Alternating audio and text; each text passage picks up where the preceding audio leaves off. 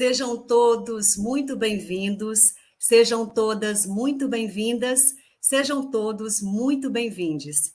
Saudações avalonenses, e hoje nós temos mais uma palestra no nosso bojo da 7ª semana de Metodologia e Produção Científica.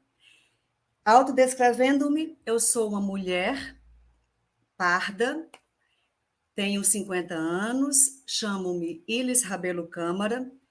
Estou vestida com um vestido laranja estampado, com um casaco preto, tenho cabelos negros, cabelos pretos. Estou numa sala que é um escritório. Atrás de mim temos uma estante com muitos livros. E é um prazer estar aqui com todos vocês, todas vocês, todos vocês.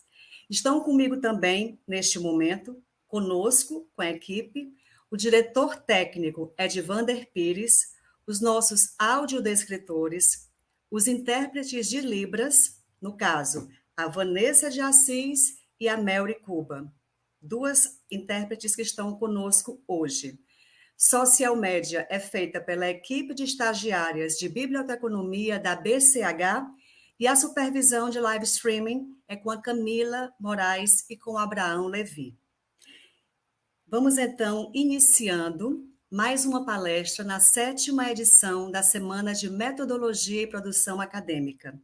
Um evento totalmente online e gratuito, organizado pelas bibliotecas da Universidade Federal do Ceará, campus do Benfica, que tem como objetivo primordial trazer informações de valor para pesquisadores, discentes e docentes, toda a comunidade acadêmica, tanto da UFC quanto de qualquer outra instituição do Brasil e do mundo, acerca do universo da pesquisa acadêmica e da divulgação científica. Agradecimentos. Agradecemos, em nome do canal Plurissaberes, da equipe Plurissaberes e das bibliotecas do campus do Benfica, aos parceiros do evento, a saber, direção do Centro de Humanidades, por meio do projeto de extensão Movimenta CH, Núcleo de Documentação e Laboratório de Pesquisa Histórica da UFC, NUDOC, Grupo de Pesquisa Competência e Mediação em Ambientes de Informação, SEMAI, Grupo de Estudos Filhas de Avalon.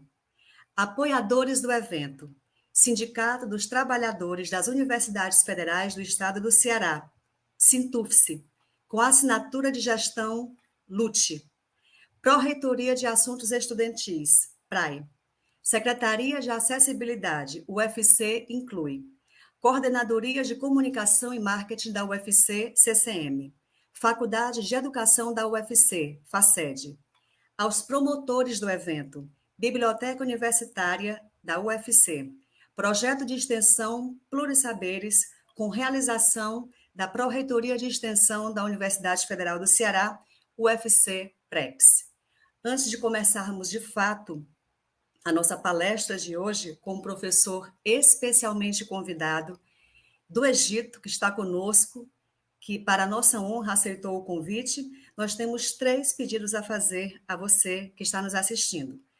Primeiro, qualquer pergunta que queira fazer, sugestão, comentário, coloque em letras garrafais, sugestão, comentário ou pergunta e faça, para que nós possamos identificar rapidamente o que é e qual é a tua intenção na interação conosco. Segundo, o formulário de frequência passará somente no final da palestra, nem antes, nem durante, sempre no final. E o formulário de avaliação deste evento, juntamente com o formulário de frequência, serão as bases para que nós possamos certificá-los com essa documentação, que é o certificado de participação. Somente refazendo o que eu falei, somente terá o certificado as pessoas que tanto responderem ao formulário de frequência, assinando, como também assinando a avaliação em forma de formulário, tá certo? Vamos então ao nosso convidado especial, professor doutor Meged Al-Jebeli, professor associado de Literaturas de Língua Portuguesa na Universidade de Aswan, ou Assuã, Egito. Coordenador do curso de graduação em Letras, Língua Portuguesa e suas literaturas na mesma universidade. Tem estágio pós-doutoral conferido pelo Instituto de Literatura Comparada Margarida Louça, da Universidade de Letras da Universidade do Porto, Portugal. Possui doutorado em estudos comparados de literaturas de língua portuguesa pela Universidade de São Paulo, doutorado em língua espanhola, linguística, na Ain Shams University, mestrado em língua espanhola, linguística, pelo Instituto Caro e Cuervo, e graduação em língua espanhola, língua árabe e língua inglesa pela Ain Shams University, Egito. Professor, seja muito bem-vindo. A palestra agora é com o senhor.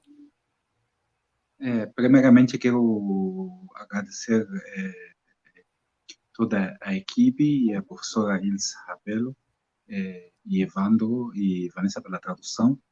E vamos lá. O título da palestra de hoje é Metodologia de Pesquisa em Estudos Literários. Vou começar com uma anedota. Acabei de chegar no Brasil para fazer o doutorado em literatura brasileira na FLET, na USP. E a primeira pergunta para meu professor, meu orientador, o professor Benjamin Abdallah Júnior, é como vou fazer a pesquisa? E logo, como vou escrever a pesquisa? A resposta do professor é: não há método, nem para pesquisar, nem para escrever. Demorei para entender o que ele queria dizer. A tese de meu professor era de que nós vivemos na Terra hoje uma crise estrutural. Então, estamos vivendo uma grande transição. E por isso nós estamos vivendo também uma mudança de paradigmas de entendimento do mundo. E por isso, todas as receitas podem indicar caminhos para a pesquisa, mas eles não indicam com muita certeza um método racional, rígido, claro, como antigamente. Na verdade, isso chocava totalmente com todo o meu aprendizado no mestrado na Colômbia. Na Colômbia, eu venho com uma experiência de pesquisar na área de linguística e com um método neopositivista. O que significa método neopositivista? Significa que você tem passos metódicos que vão começar a definir com muita clareza o marco teórico, conceitual, e vai caminhando para fazer a aplicação dessas teorias e fazer uma discussão da teoria e chegar aos resultados. Esse é um método de origem anglo-saxona, mais ou menos, europeia, podia funcionar para, em alguma época, para mim. Só que eu me sentia um pouco preso dentro desses títulos, dentro desses passos. O dia que meu professor falou não tem método, então eu comecei a entender que tem que inventar os conceitos, inventar os métodos. Isso nos vai fazer pensar em dois conceitos importantes na metodologia, ou na metodologia. O primeiro conceito, o conceito do pós-método, o fim dos métodos. O segundo conceito é o conceito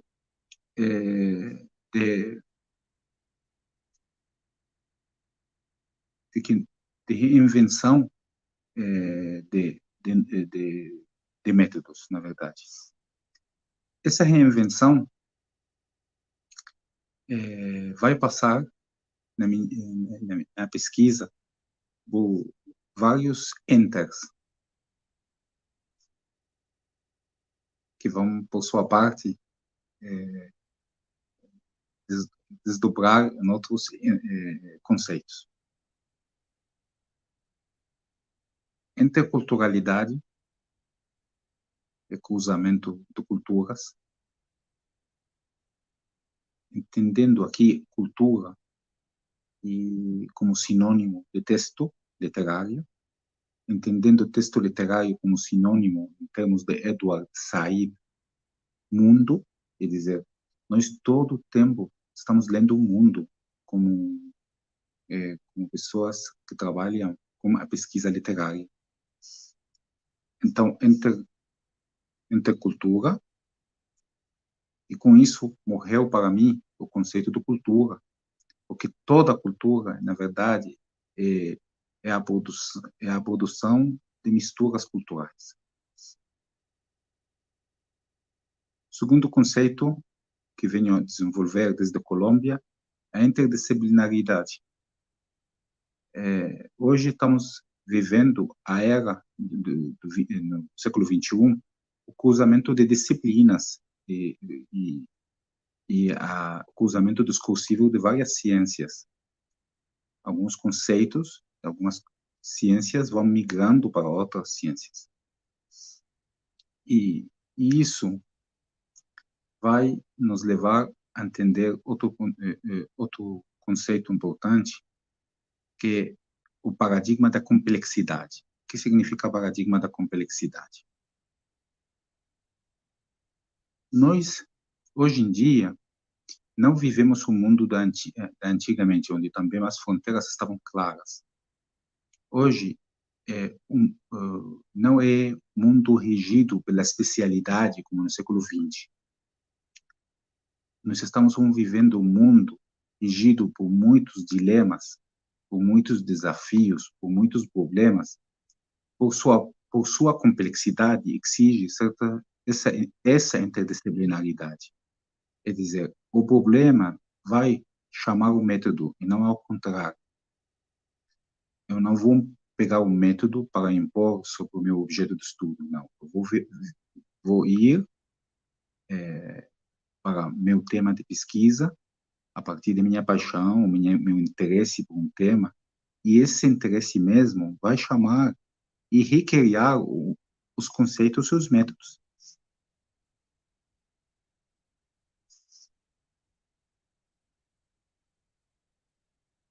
Logo em Portugal,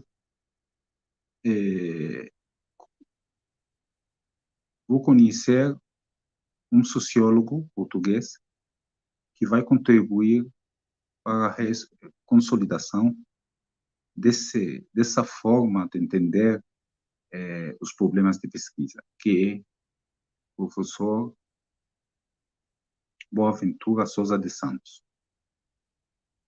Boaventura Sousa de Santos, da Universidade de Coimbra. E ele defende uma tese que eu achei muito interessante. Ele fala da epistemologia do Sul. Eu não entendia na época o que é epistemologia do Sul. A ciência não é universal, professor, como eu aprendi na Colômbia com meus professores? Não. Os problemas que estamos vivendo hoje não têm solução na Europa. E os modelos tradicionais europeus do conhecimento estão esgotados ante essa crise. E a gestão de uma crise demanda buscar fora da caixa europeia. Quer dizer, temos que entender de que faz parte da crise um problema cultural, é o eurocentrismo. É que nós estamos desperdiçando vários saberes, vários conhecimentos locais no Sul. na América do Sul, na América Latina, na África, na Ásia e até na Europa do Leste. Aí tem soluções estéticas, soluções políticas para a nossa crise, que muitas vezes não estão teorizadas. Então, faz parte da produção do conhecimento hoje, no meio da crise, reconstruir novos modelos teóricos a partir dessas literaturas do Sul, essas literaturas do chamado Terceiro Mundo. Aqui o Sul não é apenas no sentido geográfico, mas no sentido metafórico, político, de todo conhecimento marginalizado, de toda voz excluída. Isso muda totalmente a forma de como eu lia o texto. Antigamente, nós líamos os textos da forma chamada forma estrutural. Então, nessa forma estrutural, a literatura era lida a partir da teoria dos gêneros literários. Então, cada gênero literário tem certas características formais na escrita, e nós analisávamos essas características formais. Então, o gênero poesia tem umas certas características de rima, da versificação. A narrativa tinha sua própria característica, narrador, tempo, espaço. Essa é a forma bem estruturada. Mesma questão com o drama. Então, essa leitura não é que a forma deixa de existir, só que nós estamos frente a certos experimentos formais que demandam uma leitura um pouco mais aberta, uma leitura aberta às inovações estéticas e até às estéticas que vêm de perfil cultural e histórico diferente da nossa. Então, essa forma de pesquisar nos abre outra forma, outra maneira de olhar o mundo. Porque nós partimos do texto literário para entender o mundo. Então, a literatura, os estudos literários, viram neste momento uma forma de entender o mundo, uma forma de diálogo com o mundo, uma forma de criar uma consciência cultural e política sobre o mundo. Logo volto para meu orientador para perguntar: professor, como vou pesquisar? E ele, melhor dito, por onde começo a pesquisa? Por onde começo a pesquisa?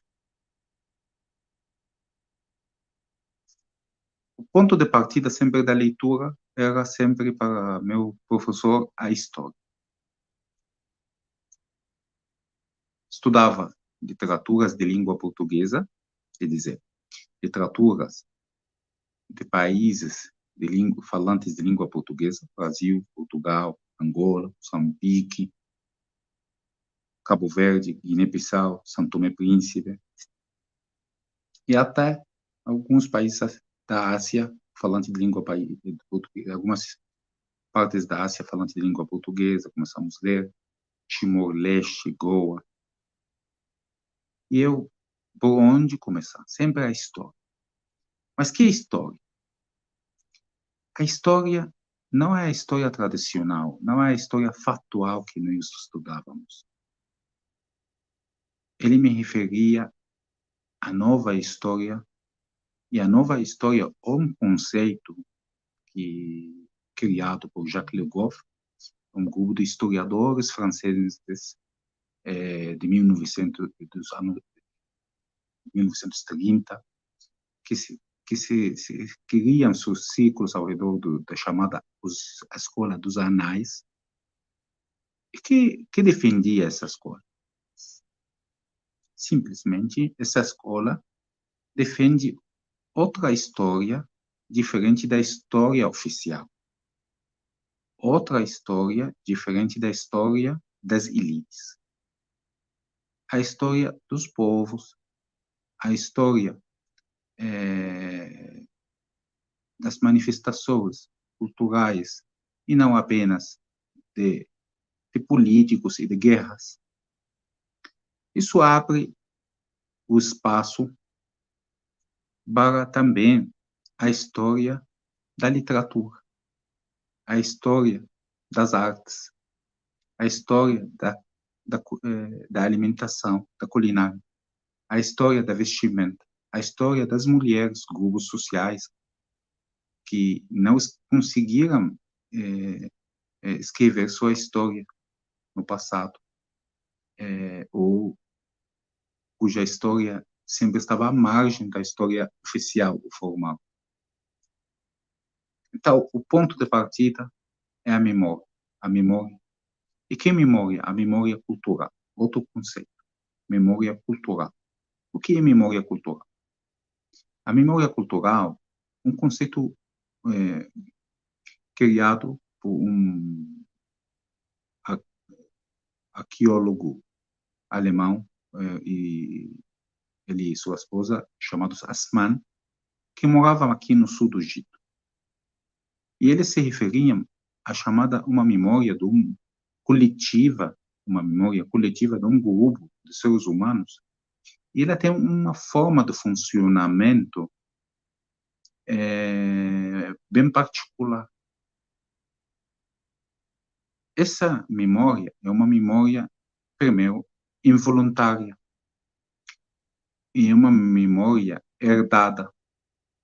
É uma memória que muitas vezes é transmitida não apenas de geração em geração, mas também pode ser transmitida pelos meios que nos rodeiam. Então, a questão da memória cultural, ela faz parte do objeto do estudo, dos estudos literários, e faz parte dos conceitos chaves da pesquisa dentro dos estudos literários. Então, o ponto de partida, a história. A história não apenas também dos objetos e dos sujeitos, mas também a história das ideias, a história dos conceitos culturais, e que vão transformando na escrita, como vão transformando na leitura, como vão transformando na interação, como vão transformando na recepção. Então, o ponto da partida sempre vai ser a história entendida como memória. Logo, depois, falo para o meu professor. Bom, esse é o texto literário, eu li o texto literário.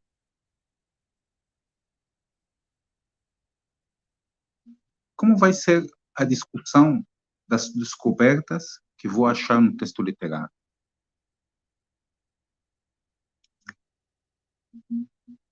A discussão, ela tem que ir, ou tem que passar pela chamada política. Mas não a política no sentido partidário, mas a política no sentido humano, no sentido num sentido que cruza com o conceito de direitos humanos. Isso, mais ou menos, não sou eu que estava falando isso só. Temos um grande teórico eminente brasileiro,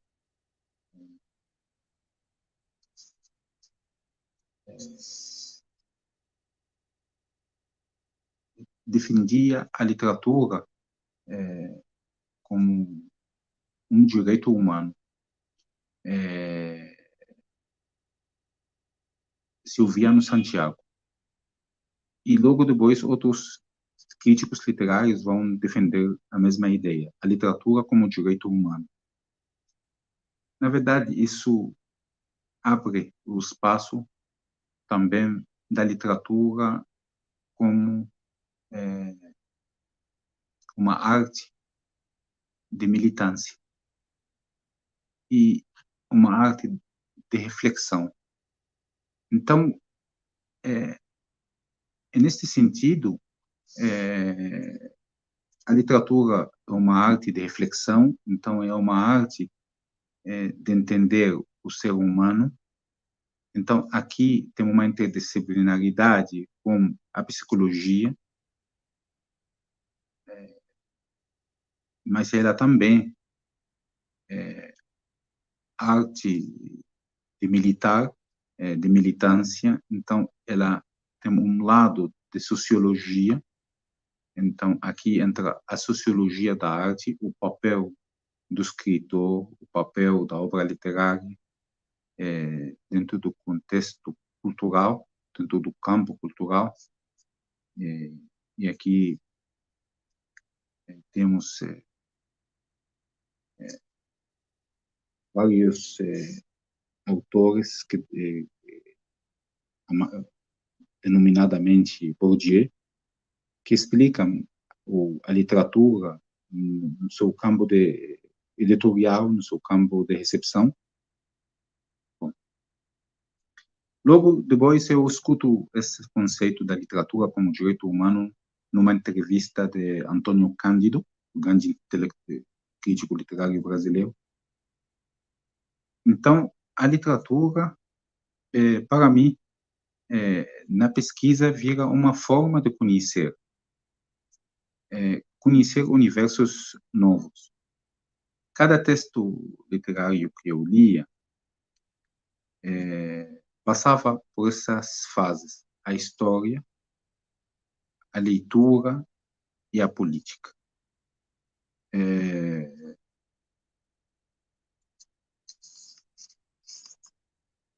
Isso fez pensar também no cruzamento da literatura com outras artes. Então, em Portugal, comecei a entender que as interpretações, os entendimentos humanos, na sua manifestação artística, ela atravessa só a palavra, mas eles vão lá para migrar para outras manifestações. Então, a própria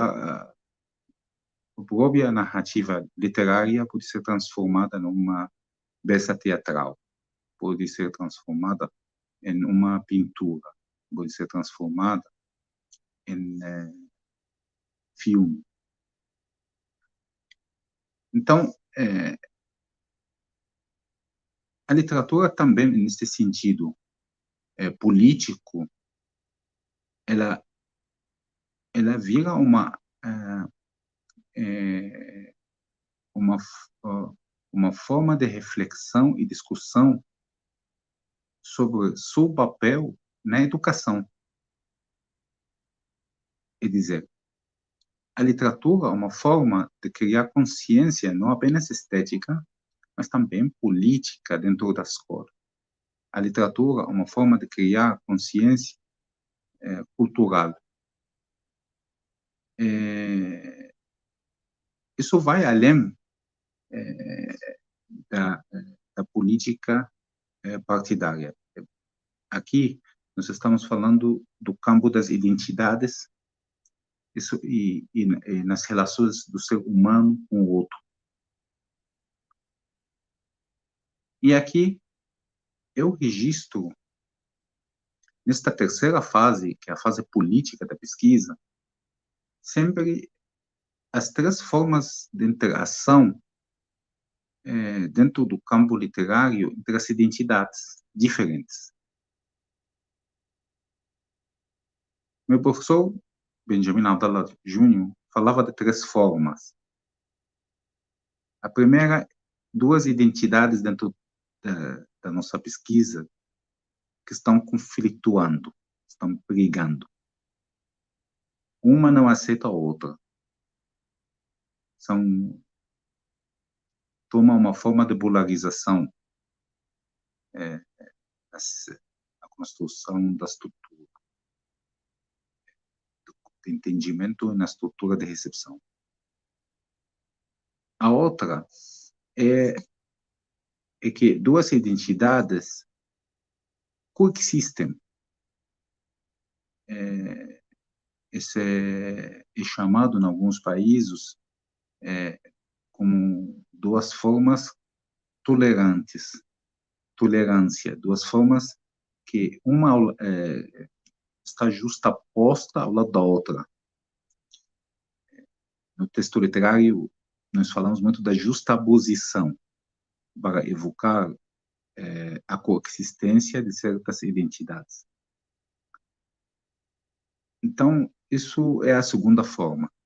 A terceira forma de encontro de identidades é as misturas onde se dá o diálogo e a aprendizagem colaborativa, onde eu aprendo com o outro e o outro aprende comigo e nós podemos misturar e criar outro conceito importante na nossa pesquisa,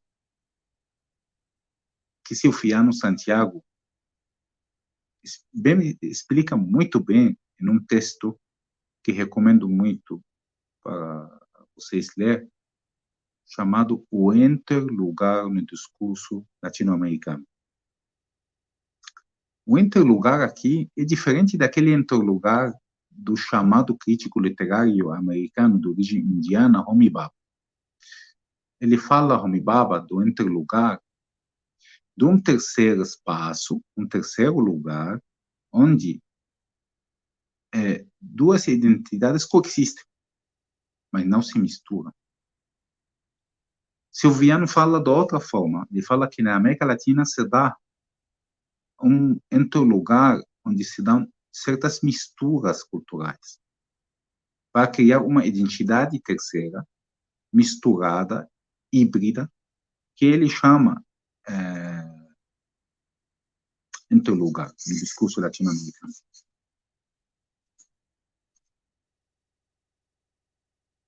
Então, o campo literário hoje, o campo da pesquisa nos estudos literários, ele virou uma forma de conhecimento das diferenças culturais a partir de novas metodologias de pesquisa dentro do chamado campo de estudos comparados. Já não é mais chamado literatura comparada, chamado estudos comparados. Por que estudos comparados se não é literatura comparada?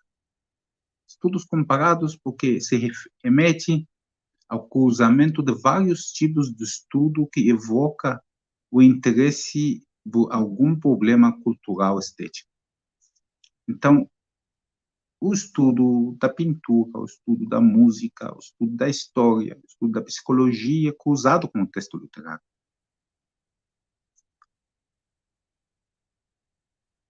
Essa forma de comparação, ao início, eu entendia como uma forma de competição. Só que meu professor me chamou a atenção que não é. Ele me aprofunda o conceito um pouco. Ele fala da comparação como uma forma, não, como duas formas. Uma é quando você está fazendo a comparação entre duas entes, onde tem uma ente em uma situação desigual com outra ente. Então, aqui, a comparação se refere a uma solidariedade. A outra, uma comparação entre duas entes iguais. E aqui a comparação vai remeter a uma reciprocidade. Quer dizer, a certas trocas culturais que se dão entre um texto literário e outro, entre uma manifestação cultural e outra. Isso avança que estamos lidando com um novo campo de saber, que é o campo dos estudos comparados literários, os estudos comparados, onde tem umas novas teorias e novas metodologias da chamada relações internacionais informais, as relações internacionais entre os povos, e não entre as elites. Quer dizer, nós temos o campo das relações internacionais criado a partir das chamadas diplomacia, executadas pelos Ministérios de Relações Exteriores, Secretarias de Relações Exteriores.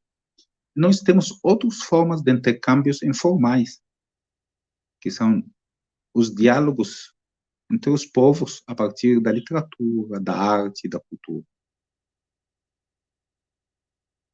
Então, a pesquisa nesse sentido, nos estudos literários, vira outra forma de conhecer o mundo, outra forma de transformar o mundo. Então,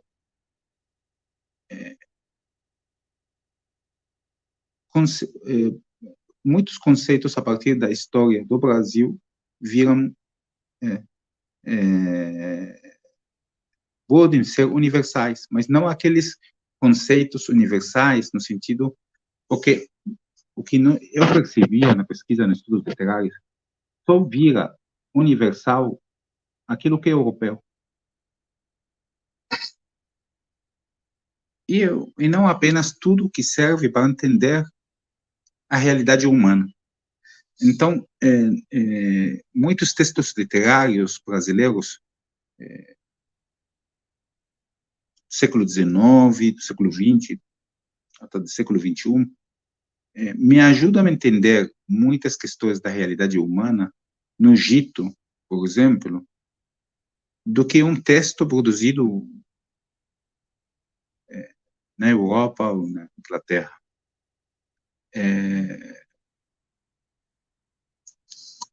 Então, isso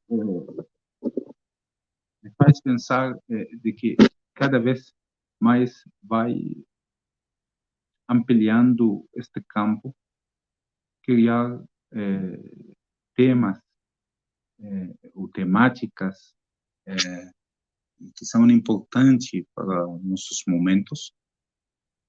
Desafio ecológico, interpretado, por exemplo, em uma forma de educação ambiental a partir de uma leitura ecocrítica da literatura. A libertação de modelos repressivos a partir de uma leitura feminista, crítica do patriarcado nos textos literários. A libertação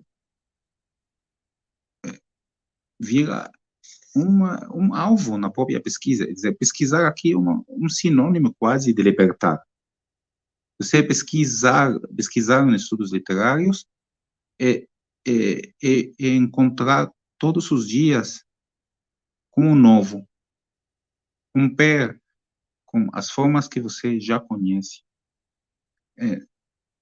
Não totalmente, mas porque o próprio conceito de vir da memória cultural não é mais nem menos de que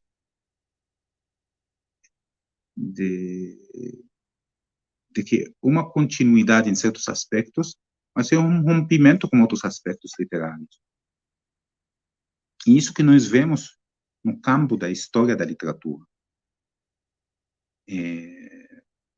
A história aqui das formas literárias nos mostra de cada período literário, se nós estudamos no jeito tradicional, a partir da periodização literária, cada período literário ele não significa o fim do período anterior.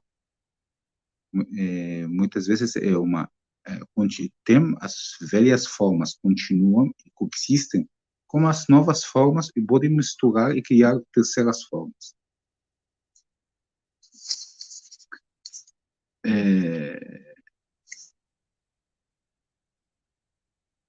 Então, hoje temos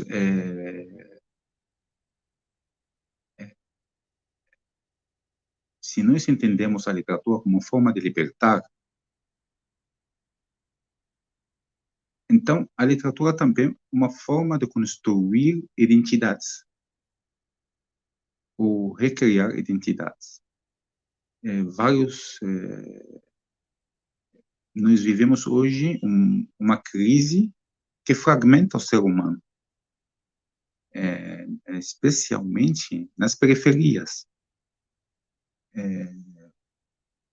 Então, observa-se de que a literatura vira aqui uma forma de reintegração do fragmentado, reintegração de imaginários. Nós vemos isso, por exemplo, na poesia slam, na poesia da periferia das grandes cidades, em Nova York, em São Paulo, no Nordeste brasileiro. Então, a literatura também, neste sentido, vira um sinônimo de resistência. A literatura como uma forma de resiliência, no sentido de que é uma forma de reflexão sobre certos conceitos culturais, que bloqueiam, que reprimem. E isso nos leva ao conceito da literatura na concepção, não sei como chamá-lo, pós-colonial. Não é. Porque, apesar do fim da colonização europeia dos nossos países, mas nós ainda estamos presos em vários conceitos culturais do colonizador que nos reprimem. A literatura tem uma forma pode virar, ou a pesquisar a literatura pode virar uma forma de reflexão sobre esses conceitos culturais. Então, não poderia chamar tanto uma literatura pós-colonial, porque não é a palavra pós, o prefixo pós, significa fim. Nós não terminamos, continuamos sendo colonizados, economicamente e culturalmente. Então, poderia chamar a literatura decolonial, no sentido, e essa é a nova tendência que existe, no sentido de que a colonização militar terminou, mas nossas elites ainda estão presas dentro de conceitos que nos colonizam. Ainda vivemos nos sentimentos de culpa, ainda estamos atrapalhados pelo complexo de vira-lata, um conceito bem estudado por grande teórico literário brasileiro Roberto Schwartz. Nós ainda vivemos várias realidades neocoloniais, quer dizer, novas formas de colonização. Isso coloca no papel do intelectual a tarefa de reinventar formas novas de pesquisar essas formas de dominação cultural, na leitura e na escrita. na recepção da mensagem literária, na própria circulação de certos saberes e a exclusão de outros. No grupo Filhas da Avalon, a nossa amiga, a professora Ilse, tenta trazer as vozes das mulheres a partir de seus textos literários. Mas não só mulheres, só outros grupos marginalizados como a periferia. Nós temos regiões inteiras, sua literatura estão invisibilizadas. Eu lembro muito bem da região amazônica. Muitas vezes, Amazonas é lembrada como uma região onde tem paisagens, selva, natureza, índio, que é um imaginário que não corresponde à realidade urbana, à realidade misturada, à realidade complexa hoje do que é literatura amazonense.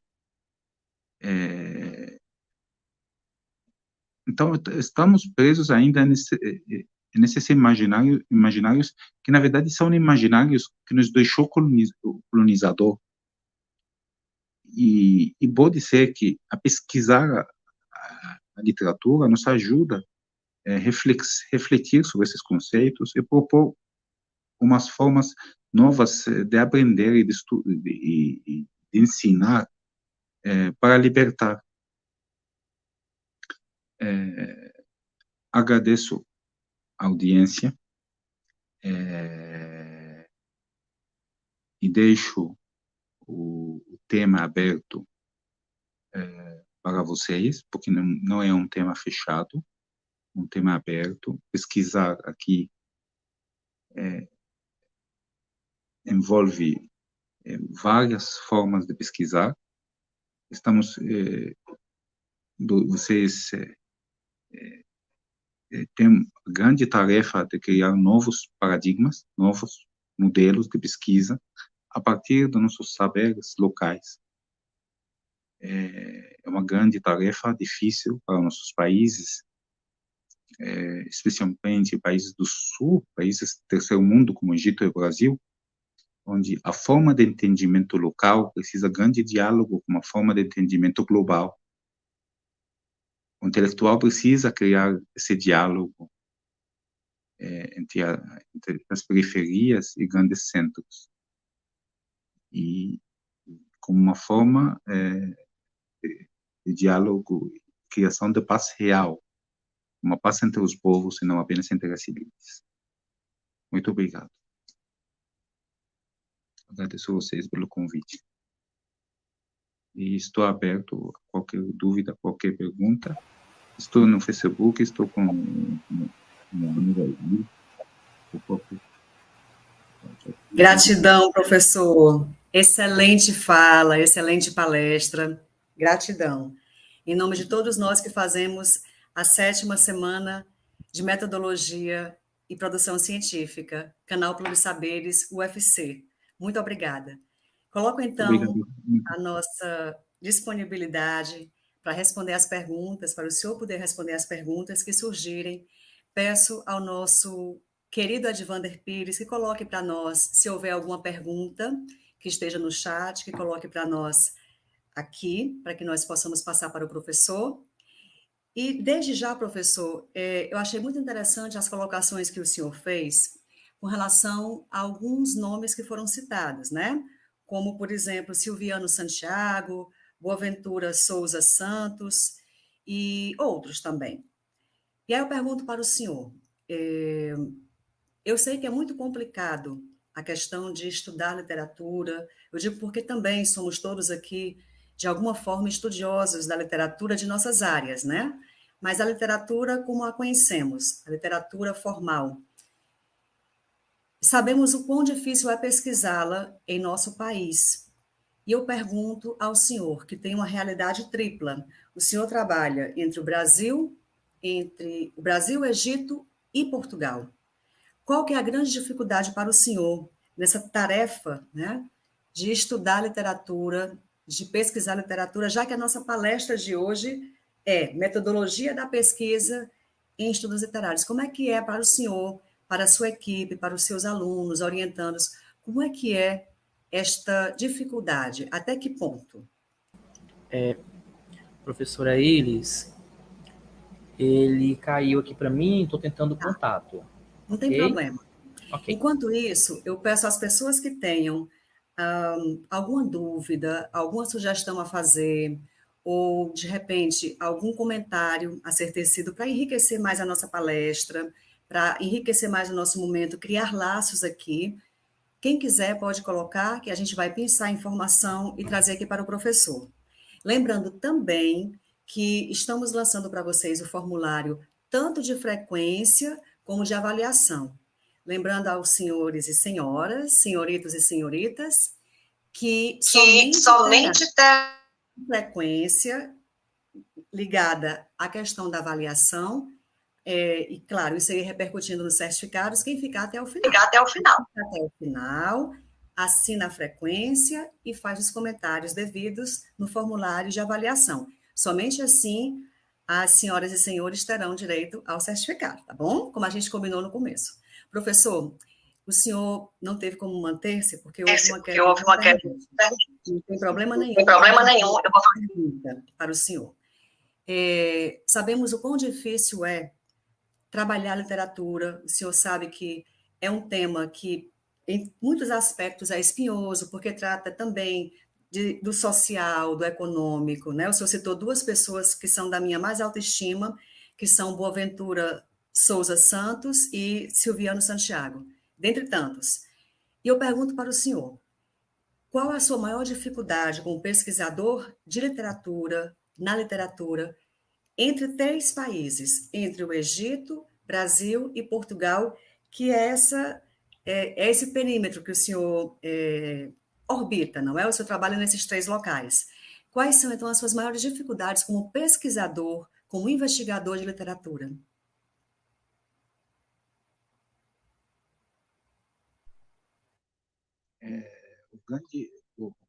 O grande desafio é que você conseguir achar a melhor forma de dialogar,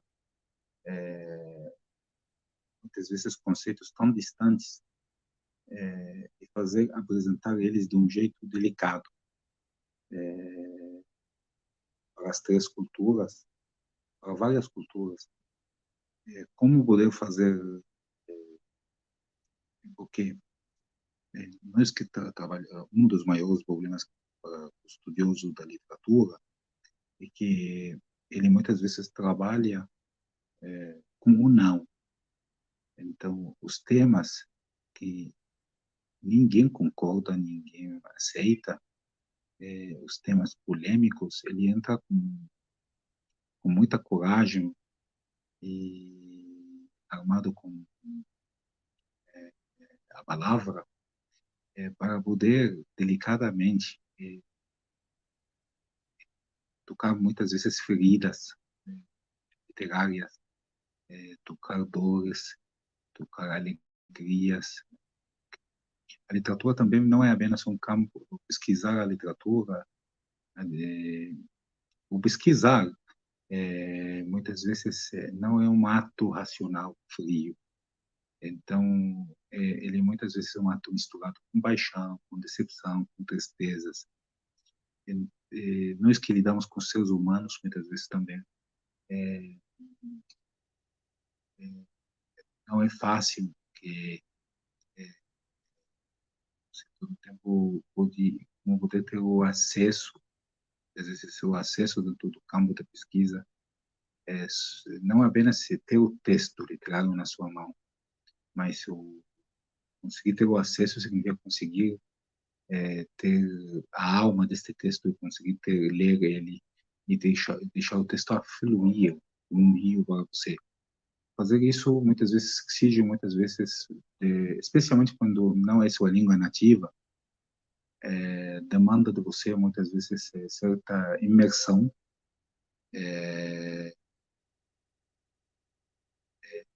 e certa certa, certas experiências de campo mesmo. Não chamaria dificuldade, porque eu não acredito na palavra dificuldade, mas eu acho que sempre tem problemas e você vai sempre pensar em soluções. Mas eu acho que nós temos capacidade grande como seres humanos para atravessar essas fronteiras criadas, não rígidas, na pesquisa. Eu acho que, né, o ser humano não tem o impossível para fazer, sempre vai achar um jeito, vai dar um jeito para atravessar os problemas. Perfeito. Perfeito. E eu pergunto para o E eu senhor, pergunto para o professor. senhor, professor. Está havendo um eco, né? Pronto, eu acho que agora deu certo. O senhor é um tradutor oficial de Clarice Lispector na língua árabe e foi muito reconhecido pela tradução de A Hora da Estrela. Como é que foi essa experiência, professor, de levar uma escritora que era também brasileira, né? Não somente, mas também. E como é que foi levá-la para o Egito, para a língua árabe? Como é que foi a recepção das pessoas a essa mulher tão grande que foi Lispector, a essa história que ela conta, as narrativas que ela traz?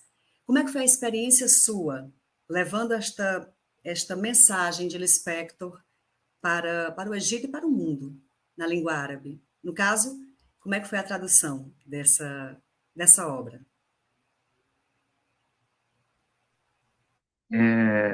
Para mim foi um grande prazer. É, é, Fui cativado por Clarice quando comecei a ler Hora da Estrela e outros textos de Clarice sempre me cativaram. Ela tem uma linguagem muito profunda, com uma aparência simples. E, e tem muitas questões culturais que eu acho que são herdadas do povo mediterrâneo, não? Eu acho que tem um subsolo mediterrâneo na literatura de Clarice Lispector que faz parte da identidade brasileira. Muitas vezes não é identificado pelo crítico literário brasileiro. Eu acho que foi um grande prazer passar também certos aspectos da tradição nordestina que se sobre que está nas entrelinhas muitas vezes da escrita de Clarice Lispector. A recepção da obra teve vários públicos interessados na Hora da Estrela. Tem um público das mulheres, não? Então, ouvi alguns artigos comentando sobre a tradução em Emirados Árabes Unidos, no Golfo, não? Pelas mulheres do Golfo, falando sobre sensibilidade dessa macabeia, essa saga de passar do sertão para e suas alterações, né? Você tem, então, tem certa identificação entre essas mulheres árabes, especialmente que hoje o mundo árabe vive algo parecido um pouco com o Brasil, com a criação de novos campos universitários na periferia, resultado da política do PT durante o governo Lula e Dilma. A criação de novos campos deu a possibilidade para muitas meninas da periferia ter acesso à educação e ao trabalho. Então, houve, de certa maneira, uma interação a partir dessa leitura. Mas também tem outro público interessado, em geral, na literatura latino-americana. Então, esse público, qualquer produção que sai da literatura latino-americana, eles pegam, leem e comentam de um jeito acadêmico. E isso apareceu em certos artigos que saíram em um semanário literário aqui no Egito, que se chama Akhbar al-Adab. Adab em árabe significa literatura. E eles comentavam sobre focaram muitas vezes nos conceitos nordestinos, também aspectos de caráter cultural, culturalista, não? Do cordel, que significa cordel, que significa a cultura do sertão, na paisagem da obra. Então, basicamente, eu acho que houve esses dois tipos de aproximações na recepção da Hora da Estrela. Para mim, é um grande prazer sempre traduzir. Para mim, é difícil traduzir literaturas de língua portuguesa para a língua árabe, porque não há muito incentivo editorial. Você muitas vezes tem que traduzir e não tem onde publicar, não tem muitas vezes incentivos. Tá? Mas no caso da Hora da Estrela, desde o início, quando eu li a obra no Brasil, não sei, tem certas obras que você não tem uma explicação, mas você gosta e fala, olha, gostaria muito de que esta obra seja lida na língua árabe. E foi assim, eu não recebo muitas vezes propostas para traduzir outras obras, mas eu não sei. Eu não consigo traduzir aquilo que não gosto. Eu gosto de traduzir aquilo que eu gosto. Eu gosto da Clarice. E eu acho também, tem Clarice também uma forma feminina também, então contou com uma mulher, no sentido profundo. Não gosto muito quando eles chamam ela de Virginia Woolf do Brasil, não sei. Acho que é certa tutela também. Acho que ele tem uma sua forma própria, tem seus prototipos típicos da alma brasileira.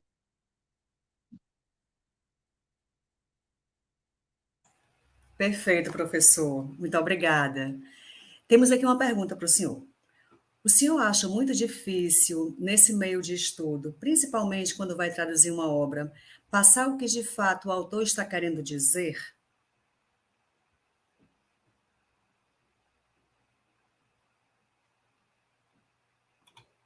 Vou repetir, tá certo? O senhor acha muito difícil, nesse meio de estudo, principalmente quando vai traduzir uma obra, passar o que de fato o autor está querendo dizer?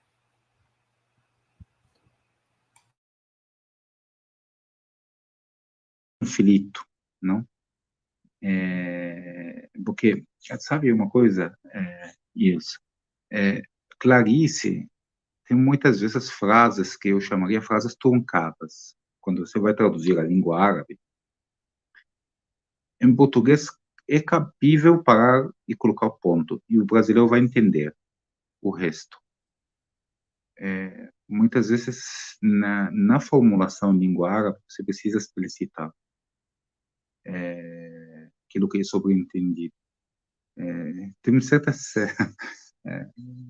cenas de masturbação na obra, e isso passa de uma forma delicada, por parte de Clarice, insinuando, não? E você não tem como não explicitar em árabe, porque tem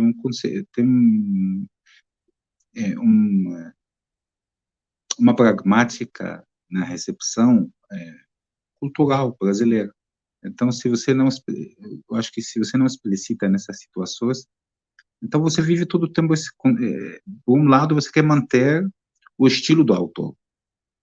A solução, muitas vezes, é ir pelo efeito, não? Se isso que está escrito tem um efeito estranho para o leitor nativo, então muitas vezes eu preservo isso na língua árabe. Mas se tem um efeito familiar, um efeito claro, então explicito e deixo claro. Mas quero falar de que muitas vezes tem um conflito também comercial. É dizer, a obra passa também por uma editoração. Então, eles muitas vezes entram e muitas vezes essa editoração, você tem um problema, é que muitos dos direitos da tradução dos autores brasileiros não estão no Brasil, estão na mão de multinacionais, que estão nos Estados Unidos e na Europa. E essas editorações muitas vezes passam por um filtro, muitas vezes inglês e francês. Então, muitas vezes, atrapalha esse contato direto. E eu faço essa reflexão num artigo publicado na Ambo, onde explico de que não só o trabalho do tradutor, muitas vezes a gente esquece que tem uma editora. Então, por mais que você queira passar aspectos brasileiros de toda a obra, muitas vezes é atrapalhado pelo campo editorial internacional, que quer neutralizar tudo, quer as coisas menos cultural, para mais apagar as diferenças na tradução. Isso é um jeito americano muito comum nas traduções. Isso, e nós, muitas vezes, como tradutores, resistimos isso, mas não sempre conseguimos, porque muitas vezes você vive esse conflito da recepção, o conflito do que o autor quer dizer, o conflito de manter a cultura local, o conflito do interesse comercial global, né, de vender esta obra. Então, são uma tensão, e essa tensão faz parte do trabalho do tradutor, é um diálogo. Como sempre falo, o diálogo não é sempre harmonioso, o diálogo também é tenso. E isso que faz da tradução existir, é essa tensão. Muito bem. Muito bem colocado. Realmente, essa é a dificuldade, né, professor? Quem colocou essa pergunta para o senhor foi a Clarice Pinheiro, que está nos assistindo, né? Ela não somente fez a pergunta, como também colocou um comentário, porque ela colocou a pergunta e a seguir fez assim, o seguinte comentário: porque eu sei que tem algumas traduções que geram uma certa confusão na interpretação. É sempre muito complicado, eu digo assim, por experiência própria, a gente traduzir um texto de culturas que não são tão similares, né? Entre culturas que não são tão similares. O senhor sabe que eu conheço o Egito, né? Conheço a sua terra, Aswan, adorei, inclusive quero voltar. E não somente o Egito, mas eu gosto de países muçulmanos, eu visito, né, sempre que posso, e especialmente se são africanos, né? Realmente gosto muito.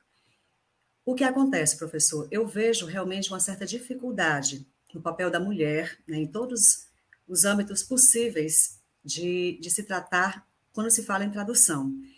Existe realmente uma coletânea de fatos que nós não podemos traduzir de forma literal, né, de uma língua para outra, porque causaria um certo constrangimento em quem está lendo. Eu sei, realmente, que para o senhor deve ter sido muito difícil tratar certos temas que Clarice trata com muita naturalidade. Porque Clarice era ucraniana e brasileira, né? Se bem que ela não gostava que a chamassem de ucraniana, por uma questão muito própria, era brasileira, recifense, né? Ela gostava disso. E eu imagino que você deve ter tido alguma dificuldade mesmo na recepção de alguns temas como esse, da masturbação, que são sensíveis mesmo, né, na cultura muçulmana, especialmente para a mulher.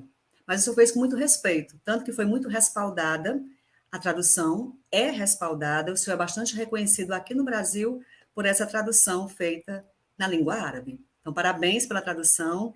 E nós temos mais uma pergunta, dessa vez do Alberto Silva, que diz assim: qual é a importância da leitura das obras clássicas no atual contexto cultural da sociedade pós-moderna?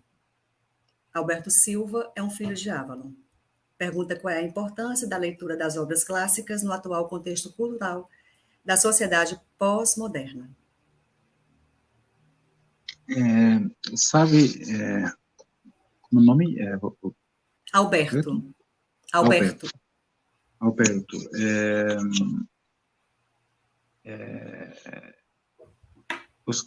Quando eu estava falando por onde começar a pesquisa nos estudos literários, eu falei pela história.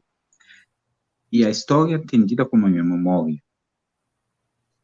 ler os clássicos, muitas vezes, ele te dá a memória dessas formas literárias. Por exemplo, eles não é apenas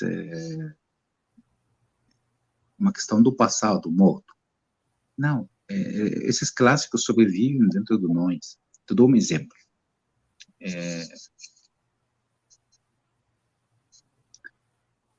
Lembra daquela reportagem, A Bela Recatada do Lar? A Bela Recatada do Lar é uma reportagem de caráter político, referindo à esposa do presidente Temer. Michel Temer, com todo respeito à mulher, com todo respeito ao presidente, ex-presidente, mas foi numa comparação um pouco inadequada com a presidente, ou desajeitada, com a presidenta Dilma. Você sabe, um fato simples como este representou um problema cultural que incomodava as mulheres inteligentes, as mulheres feministas, os próprios homens feministas. Incomodava esse conceito. O que incomodava?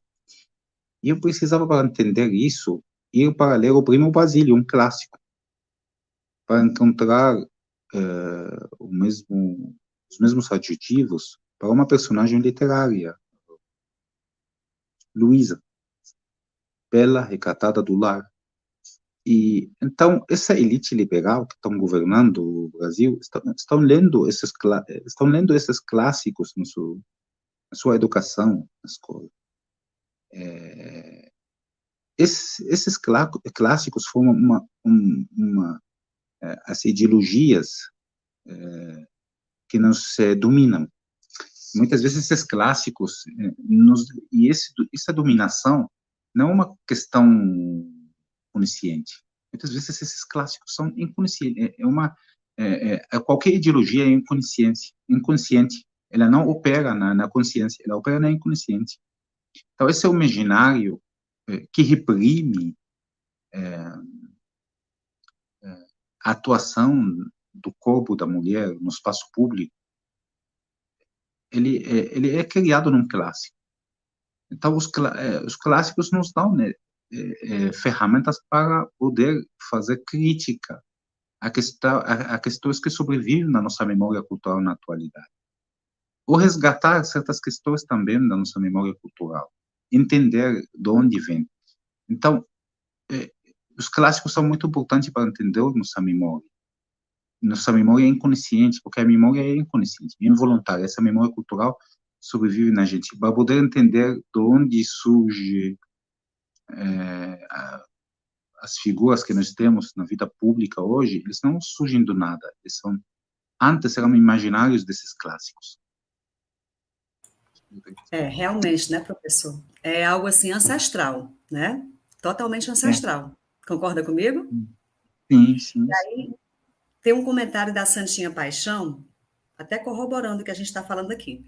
Ela diz assim: é incrível como a literatura nos ajuda realmente a entender a história da humanidade. Por exemplo, eu não entendia como a sociedade deixou de ver a mulher como figura central. Porque nós, nos primórdios, fomos figura central, né? Nós tivemos comprovadamente sociedades ginecocêntricas, baseadas realmente naquela linhagem matrilinear. Pouco a pouco, mas de forma reiteradamente reforçada, fomos perdendo esse poder que escorregou das nossas mãos para o poder, né? Para a mão dos homens, para o poder dos homens, e estamos pouco a pouco retornando à cena, mas está sendo um pouquinho difícil. Ainda estamos na luta para recuperar o que perdemos ao longo de milênios, como mulheres, né? Estou falando aqui até em nome de Santinha e das mulheres que estamos assistindo a essa palestra. E realmente, o que ela colocou aqui é interessante, né? Você sabe que a gente defende essa linhagem no Filhos de Avalon, o senhor também é um filho de Avalon, e realmente a sociedade deixou de ver a mulher como figura central há milênios. Isso aí infelizmente plasmado, não somente pictograficamente, mas também está no inconsciente coletivo, está na literatura, está em todos os âmbitos. Eu acho que é, temos essa, sabe, o que você colocou é muito importante, porque nós estamos enfrentados desde 2016 no Brasil com a ideologia do homem forte.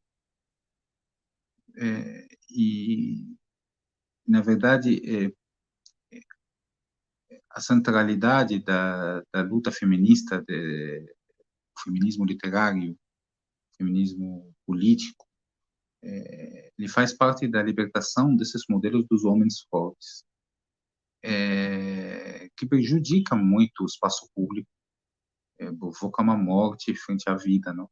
Se a mulher, quando a gente provoca a centralidade da mulher, estamos provocando a centralidade da vida, não? Do útero, a centralidade da Dandara, não? Você visitou Dandara, não foi? Eu Do visitei templo, várias partes, sim.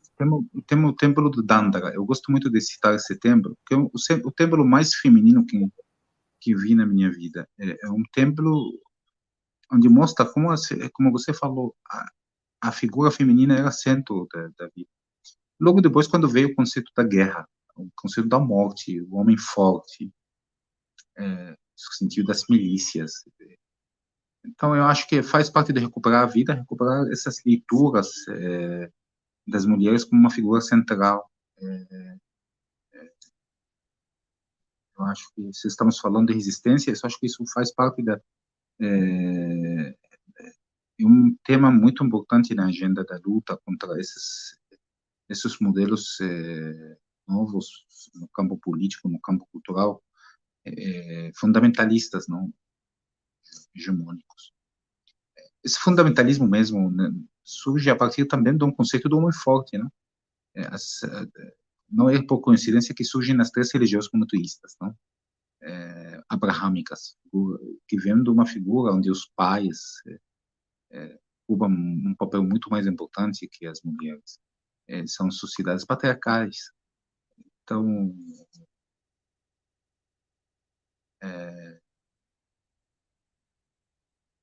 eu acho que houve uma ruptura mesmo a partir da queima da Biblioteca de Alexandria, quando o homem romano forte conseguiu vencer essas culturas politeístas, não? Havia um conflito entre politeísmo e monoteísmo nesse período. É um tema a pesquisar e indagar mais. Eu acho que as raízes do fundamentalismo voltam lá, as raízes do homem forte voltam lá. Perfeito. Eu acho muito sensível da sua parte o senhor ter essa visão feminina, né, da literatura e plasmá-la realmente nos trabalhos que o senhor produz academicamente. Parabéns. Não, Professor, temos. eu não vejo isso como mulher contra homem. Eu vejo isso como uma parte da condição humana. Quer dizer, eu não vou conseguir ser um ser humano se enxergo o mundo a partir de uma mulher machista. Na verdade, o machismo prejudica o homem também. Estraga a Uhum, vida. é verdade. Tem toda a razão, professor. Temos uma última pergunta. Essa pergunta é da Cris e diz assim: saindo um pouco da seara, tá, do que a gente está falando agora, mas ainda nela. O que o professor sugere? Tem mais aqui uma, mas enfim, vamos lá. Temos uma pergunta e um comentário, tá bem? É, o que o professor sugere para quem pretende trabalhar com tradução, mas ainda está no início dos estudos? Eu acho que depende do tipo da tradução. Para mim, tradução é conhecimento. Então, você vai ter que especializar no conhecimento que você quer traduzir de. Por exemplo, se você quer ser tradutor literário, então você vai ter que estudar literatura. Se você vai querer ser tradutor jurídico, então você vai ter que estudar direito, conhecer um pouco dos gêneros textuais de direito. Se você quer ser tradutor jornalístico, então você vai ter que dominar os gêneros discursivos do jornalismo. Então, quem está no início do estudo, acho que você vai ter que lidar com os gêneros discursivos daqueles que você quer traduzir, daquilo que você quer traduzir. Gêneros discursivos entendendo como as formas textuais usadas nas diferentes situações sociais e culturais. Uhum. Só complementando o que o senhor respondeu, é a Santinha que fez a pergunta anterior, né? Santa Paixão Ribeiro de Souza, também filha de Ávalo. Ela fez a pergunta a respeito dessa questão, né, do feminino na literatura, essa subtração do elemento feminino ao longo do tempo. Ela só complementa o que ela falou, o que ela perguntou, dizendo assim: inclusive podemos ver como se deu essa transformação através das próprias obras literárias. Dessa forma, unindo história e literatura. Até porque, professor, a história e a literatura andam de mãos dadas, né? Porque são irmãs gêmeas. O Alberto Silva, que perguntou aqui também para o senhor, fez uma pergunta, ele é historiador. Então, aqui a gente tem, né, das mais diversas searas do conhecimento, pessoas participando. E lembrando que a literatura sem a história é manca, completamente. Não é verdade? Sim. Sim. E o próprio Brasil, se você olha para a literatura brasileira, ela é filha de clássicos que não muitas vezes da história brasileira. Por exemplo, é importante ler, para ler literatura brasileira, você tem que ter um pouco de Nabucco, ler o que ele diz da Cunha, muitos textos não são literatura necessariamente, são textos, são tratados sociais, tratados da antropologia, tratados de história, não? José Bonifácio, são vários clássicos da história do Brasil que muitas vezes você precisa conhecer para entender os escritores brasileiros. É verdade, com certeza, professor. Eu pergunto a Edivander Pires e a Camila Moraes se tem alguma pergunta mais a ser feita para o professor, algum comentário, alguma sugestão. Não mais. Professor, em respeito ao seu tempo também, a disponibilidade que o senhor nos cedeu, que hora, por acaso, que hora é agora no Egito? Para a gente ter uma ideia. Agora são 11h19 da noite. Tá certo. Então, em respeito ao tempo do senhor, né, já está ficando tarde para o senhor. Para mim é um respeito... prazer imenso estar com você hoje. Prazer é nosso, professor, pode ter certeza. Então, em nome de todos nós que fazemos a 7ª semana de metodologia e produção científica, nós agradecemos imensamente a participação do senhor. Colocamos então agora para o senhor um momento de o senhor poder se despedir, colocar as suas considerações finais, para que nós possamos fechar esse momento com chave de ouro. A palavra é sua. Ilse, é um grande prazer estar com você e fazer parte do seu grupo de estudo, que é muito importante no cenário internacional, e especialmente que você reúne não apenas a literatura anglo-saxona, mas também, a partir de sua ancestralidade, reúne também a literatura hispana, não, latino-americana. Então, é uma oportunidade. Eu gostaria um dia a gente marcar para palestrar também sobre as escritoras latino-americanas. Eu acho que, especialmente escritoras colombianas e mexicanas, não? Chilenas.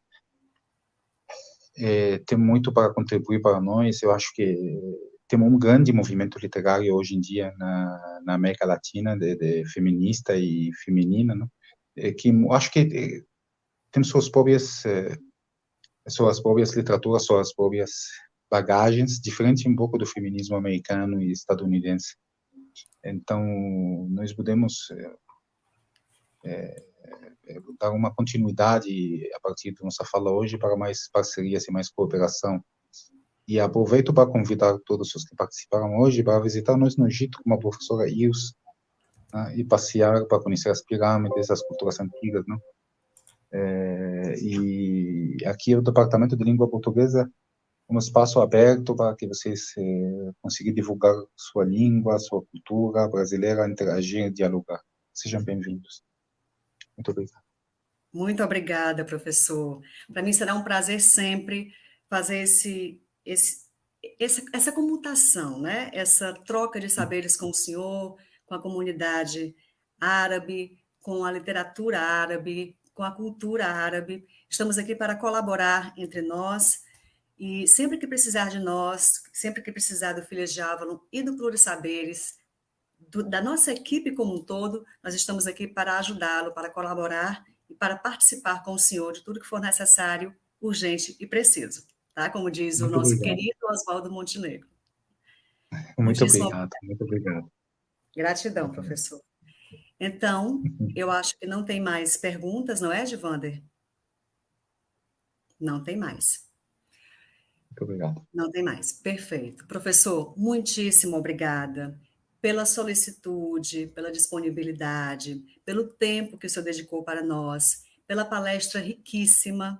Muito obrigada por absolutamente tudo. Obrigada a vocês que participaram conosco, como ouvintes, participantes, colaborativos, a toda a nossa equipe, ao canal Plurisaberes, ao evento como um todo, e convido a todas as pessoas que estão nos assistindo agora para estarem amanhã, horário de Brasília, de 9 às 10 da noite, numa palestra que será mediada também por mim, com o professor Felipe Aliaga.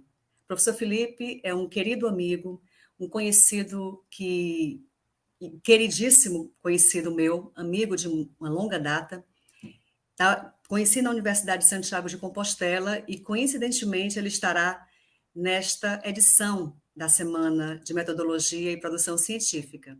Então, será um prazer imensurável estar com vocês amanhã, mediando essa palestra com o professor Felipe Aliaga, que é sociólogo, que é cientista social, que trabalha na Universidade de Santo Domingo, na Colômbia, é um chileno que morou em Santiago de Compostela e lá nós nos conhecemos e trocamos muitos saberes e agora, né, no caso amanhã, estaremos aqui também.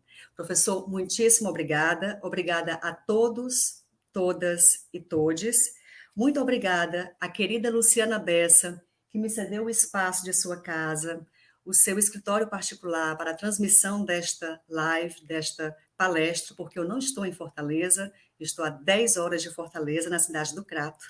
E agradeço imensamente também a Antoniele Silvana, que está me recebendo em sua casa, com a sua família, com muito carinho, com muita dedicação. Agradeço imensamente também ao convite que me foi feito pelo querido Advander Pires.